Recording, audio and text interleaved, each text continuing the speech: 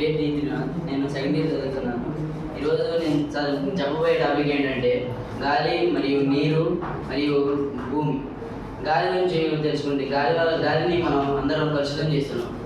ఎలా కలుషితం చేస్తున్నాం అంటే పెద్ద పెద్ద బ్యాటరీలో ఇంధనం దహనం చేయడం వల్ల గాలి కలుషితం అవుతుంది.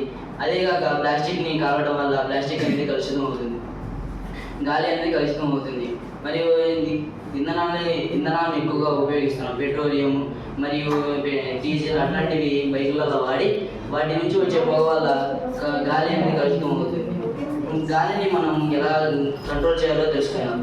ఈ చెట్లను విరివిరిగా నాటాలి. మరియు అది కాకుండా ప్లాస్టిక్ని అధిక శాతం వాడకుండా దాన్ని రీసైక్లింగ్ చేసి వాడుకునే పద్ధతిని అందరూ ప్రొవైడ్ చేయాలి.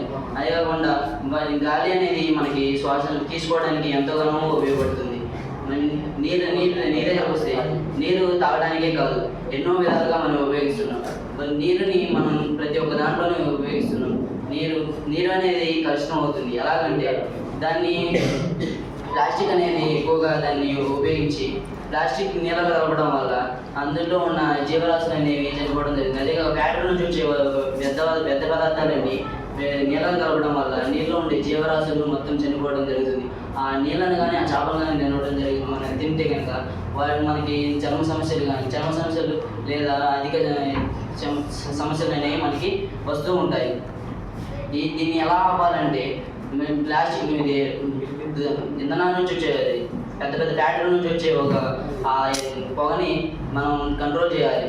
అదే కాకుండా వాటి పరిశ్రమలని మనం కంట్రోల్ చేసి గ్రౌండ్గా పంపించాలి. ఈ నీళ్ళల్లో పెద్ద బాంబులు వేసి వాటిని అందులో ఉండే జీవరాశులందరినీ చంపి వాటిని మనం చేస్తున్నాం. భూమి మీద కంటే నీళ్ళల్లో ఎక్కువ జీవరాశులు ఉంటాయి. వాటిని మనం కాపాడాలి. వాటిని కాపాడితేనే మన ఫ్యూచర్ ఉంటుంది.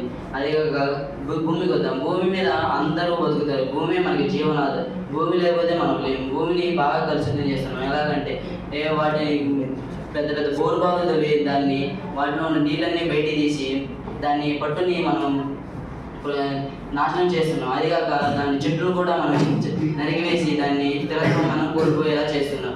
మరియు పంటలు వేసేటప్పుడు వాటికి రసాయనిక ఎరువులు వాడటం వల్ల భూమి అనేది స్థిరత్వం కోల్పోతుంది. భూమిని మనం మంచిగా చూసుకోవాలి. మన భవిష్యత్ తరాలు కూడా భూమి మీదే బతకాలి కాబట్టి భూమిని మనం మంచిగా చూసుకోవాలి. దాన్ని ఎలా నివారించవచ్చు అంటే చెట్లను విరివిరిగా నాటాలి. మరియు అది కాకుండా ప్లాస్టిక్ని అధిక శాతంతో వాడుకోవాలి. మరియు దాన్ని ఎంతగానంగా ప్రోత్సహించకూడదు.